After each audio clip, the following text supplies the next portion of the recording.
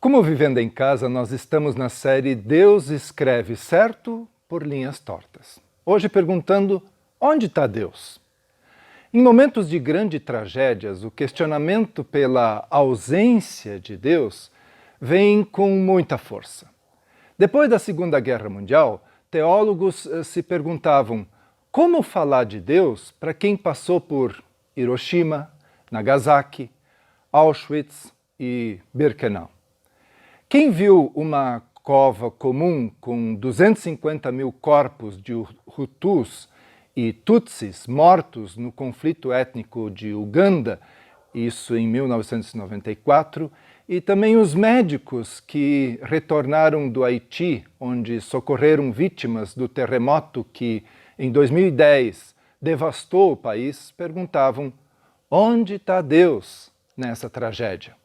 Basta frequentar um hospital para tratamento de câncer em crianças, como nós fizemos com a Débora, e ver as marcas da doença, que a pergunta vem.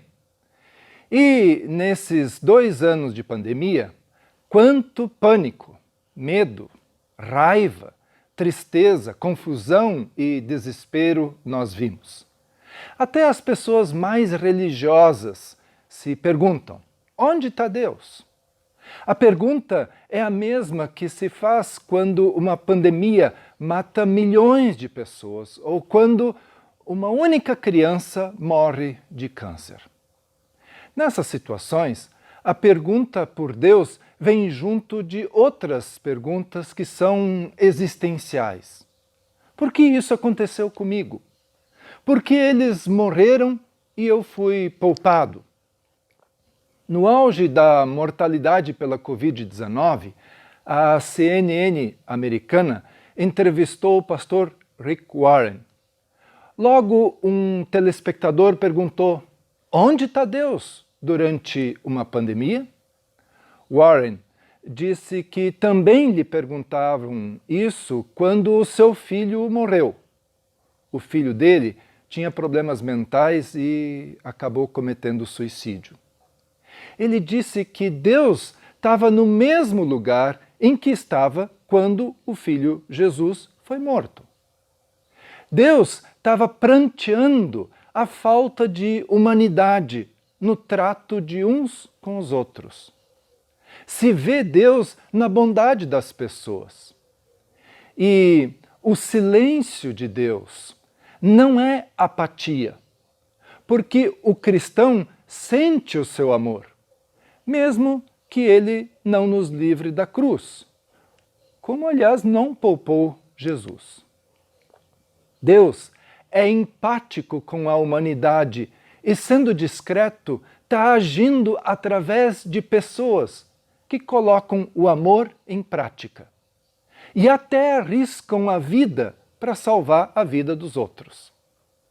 É melhor crermos num Deus que não faz tudo magicamente, mas está conosco sempre, especialmente na dor mais cruel. A experiência da dor nos leva a suspeitar de respostas simplistas, de chavões e tentativas que são superficiais para aceitar a situação. Mas convém a gente distinguir os males. As catedrais de Coventry e Dresden ruíram por causa da guerra. E a destruição das Torres Gêmeas não foi um desastre natural, foi um desastre moral, resultado do mal humano. Mas terremotos e pandemias são males naturais, aqueles que não são provocados pelo ser humano. Nesses casos, ainda permanece a pergunta: onde está Deus? Ao longo dos séculos, muitas respostas foram dadas. Uma delas é que o sofrimento coloca à prova a fé e a fortalece. E isso acontece. Mas Deus enviaria um câncer para colocar à prova uma criança? Fica uma imagem monstruosa de Deus. Dizer que o sofrimento é uma punição pelos pecados dá no mesmo, e Jesus apaga essa imagem ao dizer que nem o filho, nem os pais pecaram diante da pergunta: quem pecou? Esse homem ou os seus pais, já que ele nasceu cego? Cruel também é falar de uma pedagogia divina, tipo, Deus manda o mal para daí tirar um bem. Ou um princípio da retribuição bíblica, que diz que se nós ouvirmos a voz de Deus, tudo vai bem. Se não dermos ouvidos, vem o castigo. Assim, tudo que se faz ou deixa de fazer tem consequências. Isso nos engana de que podemos controlar o nosso próprio destino e, afinal, de que nem precisamos confiar em Deus. E a resposta mais coerente: Deus não é a causa do mal, mas Ele permite e tira do mal algum bem. Existem muitos exemplos de resiliência e coragem diante do sofrimento, moldando caráteres de grande qualidade. Conforme o escritor russo Dostoiévski, dor e sofrimento são sempre inevitáveis. Há uma grande inteligência e um coração profundo. Em nossa história de referência, a de José, um ódio no coração dos seus irmãos para com ele se criou, por causa da preferência do pai Jacó por José. Deus usou dessa relação familiar cheia de ciúmes para moldar o caráter de um jovem, e isso teria muitas consequências. Mais tarde, ficou claro que Deus queria tirar a família de Jacó de Canaã para eles manterem a coesão num outro lugar, visto que já era um clã de 70 pessoas. E ainda tinha todo o povo do Egito, também no propósito de Deus. José chegou ao Egito como escravo. Teve a sua ascensão junto ao comandante Potifar. E teve também a sua injusta condenação por causa da mulher desse homem. José podia perguntar: onde está Deus? Na cadeia, Deus estava com ele, moldando seu coração para algo maior. Mesmo na prisão, diz a Bíblia, o eterno Deus ainda estava do lado de José. E a bondade divina garantiu que ele ganhasse a simpatia do chefe da carceragem, que fez de José o responsável por todos os presos, o administrador do complexo penitenciário. O chefe da carceragem deu tanta liberdade a José que nem sequer o vigiava, pois o eterno Deus estava do lado dele.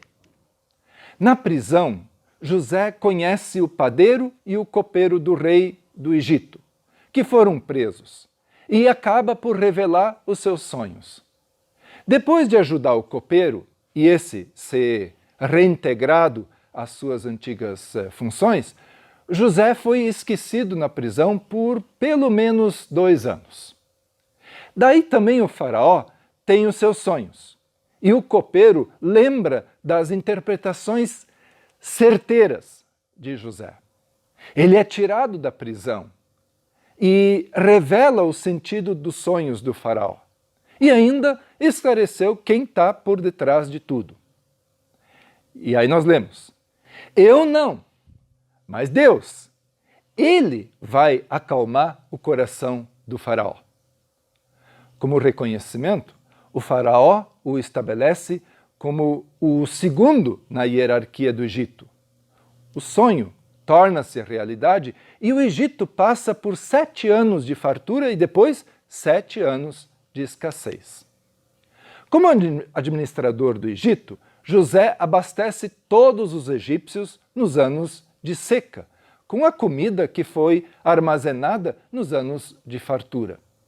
Inclusive, seus irmãos, que tinham vendido José e mentido para o pai, que ele tinha sido devorado por feras. A história de José e a história de Jesus têm muito em comum. Ambos tiveram muitos sofrimentos e injustiças. E onde estava Deus? Deus está no sofrimento humano, assim como está nas nossas conquistas e vitórias. Aliás, Ele não prometeu que nos pouparia dos sofrimentos da nossa existência, mas prometeu a sua presença e esperança.